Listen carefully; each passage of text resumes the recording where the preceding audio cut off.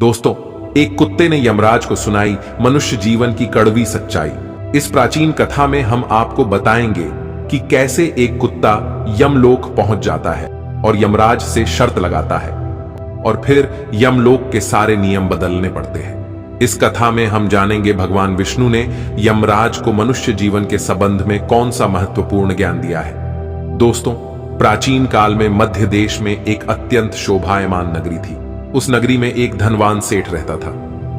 वह सेठ बहुत लालची और कपटी स्वभाव का होता है, किंतु वह भगवान विष्णु का परम भक्त होता है। वह हमेशा अपने इष्ट देव भगवान विष्णु की पूजा आराधना करता रहता था। फिर एक दिन उस सेठ की भक्ति से प्रसन्न होकर भगवान विष्णु उससे मिलने के लिए पधारते हैं। हे वत्स, मैं तुम्हारी भक्ति से अत्यधिक प्रसन्न हूं। मांगो, तुम्हें जो भी वर चाहिए, तुम्हारी जो भी इच्छा और मनोकामना है, मैं अवश्य पूर्ण करूंगा। हे प्रभु, मैं आपके दर्शन करके धन्य हुआ। प्रभु, मुझे कुछ नहीं चाहिए, मेरे पास आपका दिया हुआ सब कुछ है।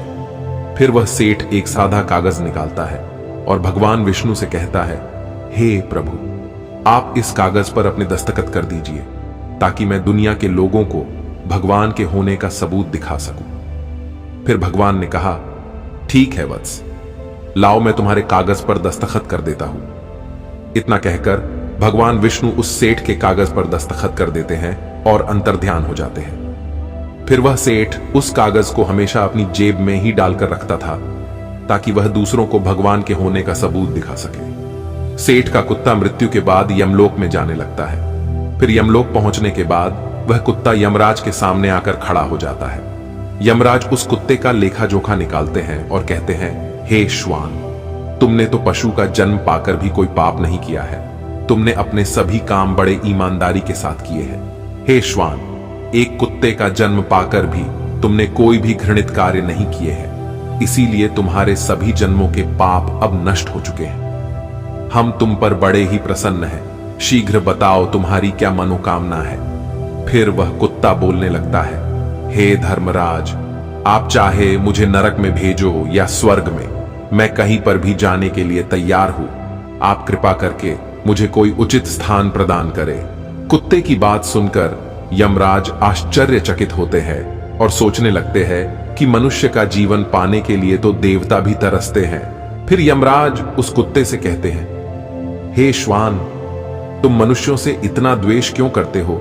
मनुष्य का जन्म पाने के लिए तो बड़े बड़े देवता भी तरसते हैं। इससे पहले तुम्हें कभी मनुष्य का जीवन नहीं मिला है, शायद इसीलिए तुम मनुष्य जीवन के फायदे नहीं जानते हो। तुम एक बार मनुष्य का जीवन प्राप्त करके देखो, तुम्हें पता चलेगा कि उसके कितने फायदे हैं।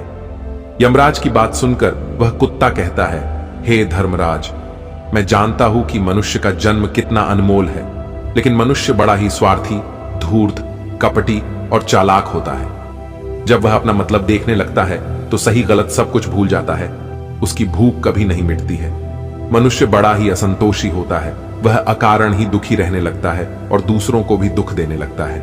इतना ही नहीं, मनुष्य तो भगवान को भी धोखा देता है। इसीलिए मुझे मनुष्य जन्म नहीं चाहिए। यमराज कहते हैं, हे श्वान, ये तुम क्या कह रहे हो?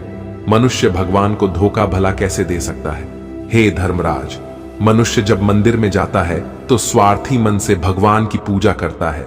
भगवान से कहने लगता है, हे भगवान, मेरा ये काम बना दो, मैं इतने पैसे चढ़ाऊंगा।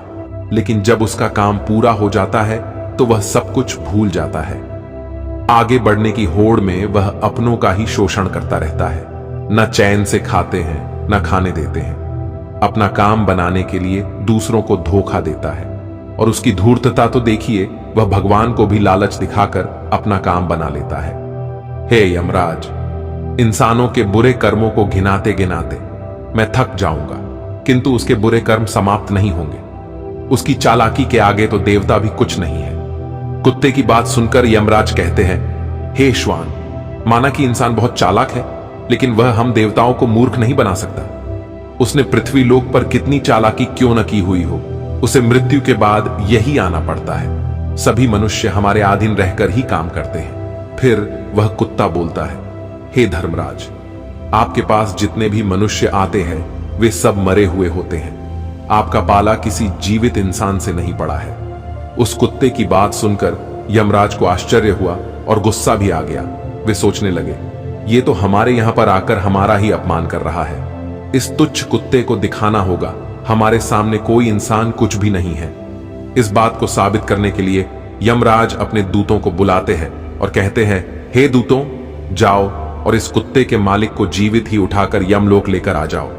अगर यह कुत्ता गलत साबित होता है तो इसे अनेक वर्षों तक नरक में डाला जाएगा। उस कुत्ते को पूरा यकीन था कि एक अकेला जीवित मनुष्य स्वर्ग लोक में खलबली मचा देगा। तभी बीच रास्ते में उस सेठ की नींद खुल जाती है। वह सेठ उन यमदूतों से पूछने लगता है, हे यमदूत, क्या मेरी मृत्यु नींद में हो चुकी है? तब यमदूत कहने लगते हैं, नहीं मनुष्य, तुम अभी जीवित ही हो।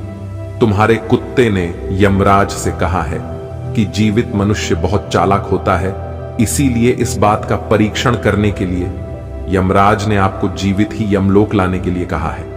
यमदूत उस सेठ को लेकर यमराज के दरबार में उपस्थित हो जाते हैं। उस सेठ को देखते ही यमराज जोर जोर से हंसने लगते हैं और सोचने लगते हैं, ये तुच्छ मनुष्य भला मेरा क्या बिगाड़ पाएगा, और अपनी जेब से वह कागज निकालकर यमराज को देता है। जब यमराज उस कागज को खोलकर पढ़ने लगते हैं तो वे तुरंत ही सिंहासन से उठकर खड़े हो जाते हैं और उस सेठ को सिंहासन पर बिठाकर खुद उसके स्थान पर खड़े हो जाते हैं। वह सेठ अब यमपुरी का राजा बन जाता है। यमराज भी उसका आदेश मानने के लिए विवश हो जाते हैं। फिर वह सेठ सिंहासन पर बैठते ही यमलोक के सभी कानून बदल देता है और यमराज को ही यमलोक के द्वार का पहरेदार बना देता है। और फिर सभी यमदूतों को आदेश दिया कि आज के बाद किसी भी प्राणी को नरक में नहीं डाला जाएगा, सभी प्राणियों को स्वर्ग में ही भेजा जाए। सेठ के इस आदेश को सुनकर स्वर्ग लोक में खलबली मच गई। स्वर्ग लोक का संतुलन पूरी तरह से बिगड़ गया। धीरे धीरे स्वर्ग लोक में जीवों की भीड़ बढ़ने लगी, जिनकी सेवा करके स्वर्ग लोक के कर्मचारी और अप्सराएं परेशान होने लगे। उधर वह कुत्ता सोचने लगा, यमराज को जीवित मनुष्य को यमलोक में लाना कितना महंगा पड़ गया। फिर वह कुत्ता अपने सेठ के पास गया और पूछने लगा, सेठ जी, आपने ये सब कैसे किया? तब उस सेठ ने धीरे से उस कुत्ते के कान में कहा, जब मुझे पता चला कि मुझे जीवित ही यमलोक ले जाया जा रहा है तो मैंने भगवान विष्णु के दस्तखत किए हुए कागज पर यह लिख दिया कि जिस जीवित मनुष्य को यमराज यमलोक बुला रहे हैं उसे यमलोक का राजा बना दिया जाए। यही मेरा आदेश है। तो उन्होंने बिना विचार किए ही मुझे यमलोक का राजा बना दिया। सेठ की बात सुनकर वह कुत्ता बहुत खुश हुआ और सोचने लगा, इंसानी दिमाग चाहे जहां भी रहे खुरापात तो करेगा ही। देवताओं की सहायता करने के लिए भगवान विष्णु तुरंत ही यमपुरी में आ गए तो उन्होंने देखा कि यमराज यमलोक के द्वार पर पहरा दे रहे हैं। भगवान विष्णु को देखते ही यमराज उनसे प्रार्थना करने लगे और कहने लगे, हे प्रभु, आपकी यह लीला बड़ी ही विचित्र है। धरती के एक साधारण मनुष्य को आपने यमलोक का राजा बना दिया और मुझे पहरेदार। भगवान विष्णु आगे बढ़े। फिर जब उस सेठ ने भगवान विष्णु को आते हुए देखा तो वह तुरंत यमराज के सिंहासन से उठकर खड़ा हो गया और बोलने लगा, हे प्रभु, मुझे क्षमा करो। मैंने अपने कुत्ते को नरक में जाने से बचाने के लिए और मनुष्य की बुद्धि का बल दिखाने के लिए ही ऐसा किया। हे प्रभु, मैं आपके दर्शन करके धन्य हो गया। अब मुझे किसी चीज की अभिलाषा नहीं है। फिर भगवान विष्णु मुस्कुराए और उन्होंने उस सेठ को क्षमा कर दिया। फिर वह सेठ धरती लोक पर लौट गया। यमराज फिर से अपने सिंहासन पर बैठ गए।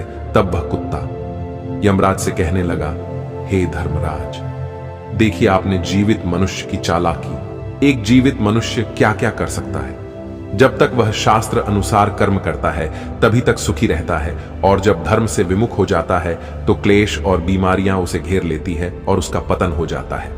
फिर यमराज उस कुत्ते को क्षमा कर देते हैं, उसे स्वर्ग में भेज देते हैं और यमलोक के बदले हुए कानूनों को फिर से सही कर देते हैं।